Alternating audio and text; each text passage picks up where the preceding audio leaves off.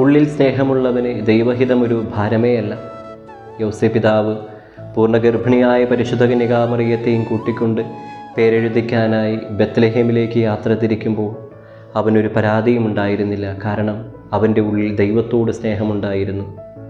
പ്രിയം നിറഞ്ഞവരെ, നമ്മുടെ വ്യക്തിപരമായ ജീവിതത്തിൽ, കുടുംബങ്ങളിൽ, ബന്ധങ്ങളിൽ നമുക്കൊരു ഭാരം അനുഭവപ്പെടുന്നുണ്ടെങ്കിൽ, സഹനങ്ങൾ വരുമ്പോൾ അതൊരു ഭാരമായിട്ട് തോന്നുന്നുണ്ടെങ്കിൽ മനസ്സിലാക്കിക്കൊള്ളുക, എവിടെയൊക്കെയോ നമുക്ക് സ്നേഹം കുറഞ്ഞു പോകുന്നുണ്ടെന്ന്. പരിശുദ്ധ കന്യകാമറിയത്തെ പറ്റി വിശുദ്ധ അൽഫോൻസ് ലിഗോരി പറയുന്നൊരു കാര്യമുണ്ട്. പരിശുദ്ധ കന്യകാമറിയത്തിൻ്റെ യാത്രകൾ അവളുടെ സ്നേഹത്തിൻ്റെ അളവാണെന്ന്.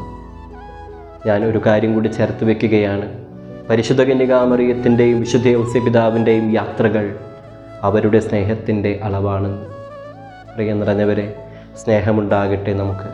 സ്നേഹമുണ്ടെങ്കിൽ സഹനങ്ങൾ ഭാരമായി തോന്നുകയില്ല. ദൈവം സഹായിക്കട്ടെ. ആമേൻ.